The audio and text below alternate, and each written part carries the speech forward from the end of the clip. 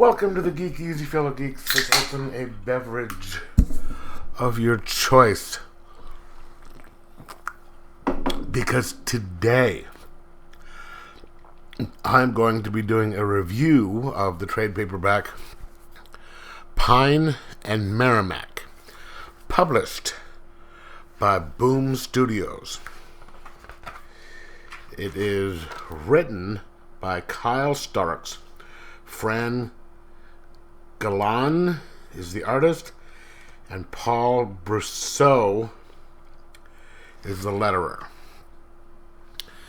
It says the town of Jamesport is just a simple place with simple people, and one horrifying secret that could change everything.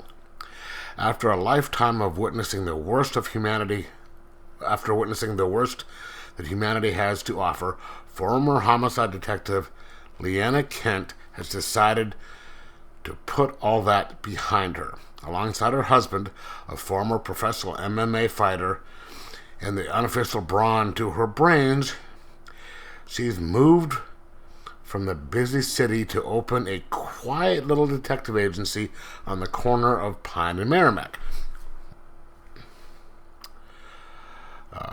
At first, the simple cases this nook of the world has to offer were exactly what she was looking for, but there's more to this quaint hamlet than Leanna could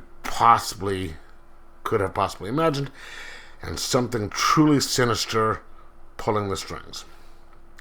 Eisner-nominated scribe Kyle Starks' I Hate This Place and Creepshow is joined by fan-favorite artist Fran Galan, the Amazing Spider-Man, for an unexpected detective tale that will have you on the edge of your seat. Pine collects Pine and Merrimac 1 through 5. Now, I picked up the first 2 or 3 issues of this, and I'm due to the whole,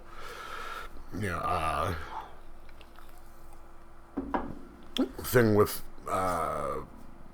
Diamond and all that. One of them didn't get there, and then I missed the third. Well, I think it was the third one, and then another one. So I just decided to wait for the trade because I absolutely loved the first couple of issues. I have to tell you, this book pulls you in right away because it's the first thing that catches you is the characters. You have Leanna, who is, and her husband.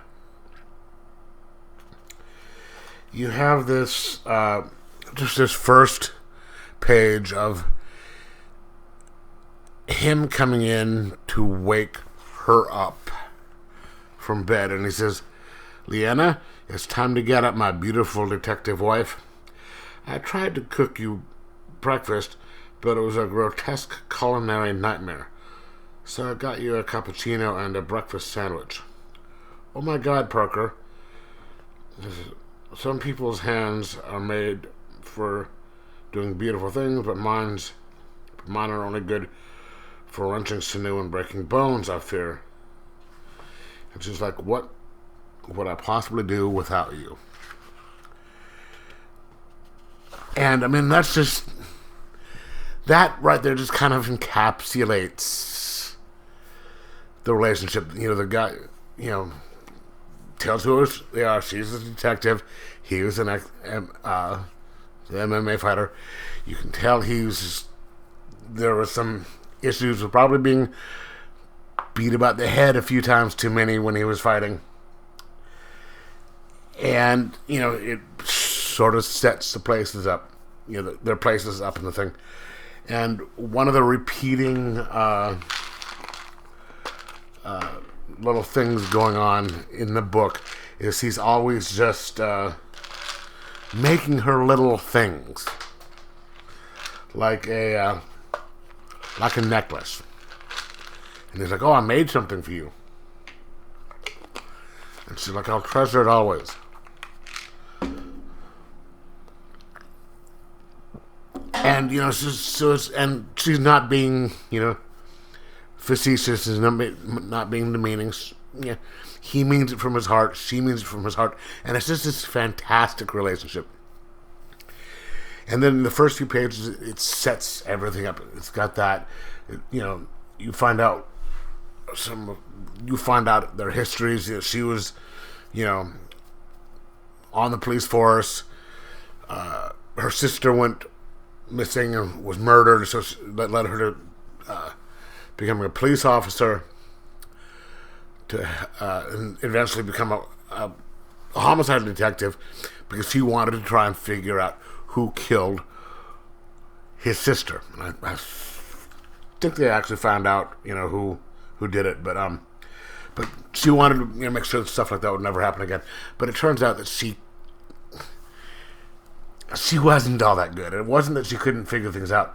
It's just that she had this really bad reaction to seeing dead bodies. You know, like she'd throw up and just get violently ill, and you know, that can be, you know, excused the first couple of times it happens, but it kept happening, and it finally, the cops was like, yeah, we can't keep having you do this stuff. They were going to transfer her, so she, you know, this job led her to meeting Parker. They fell in love. They got, you know, they got married, and they said, you know what, let's just go back to, you know, where I came from and start this detective agency so we can just be, you know, do quiet little things. And that's where they went. Until one day somebody comes in looking for their daughter went missing, and the cops weren't taking it seriously, and they want them to they want these two to look for her and find them, the girl. And of course, the synopsis, you know, says, you know, shows there's something sinister going on, and it just goes sideways as things go. And it is just really so well written, and just, you know, the characters are just beautifully written. Just it's you've got these, you know, just you've got this, I don't want to say simplistic relationship, but you've got this relationship that is just so, you know, pure and so wonderful.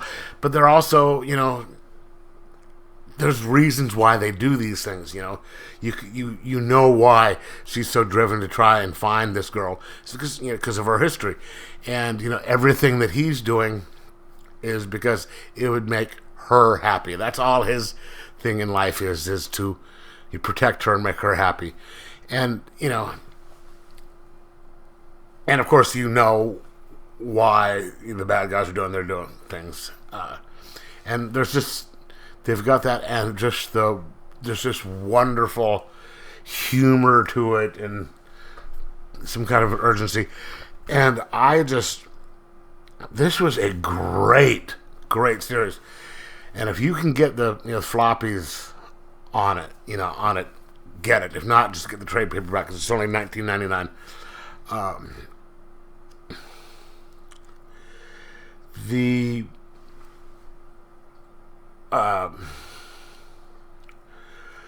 Like I said, the writing is fantastic. The art is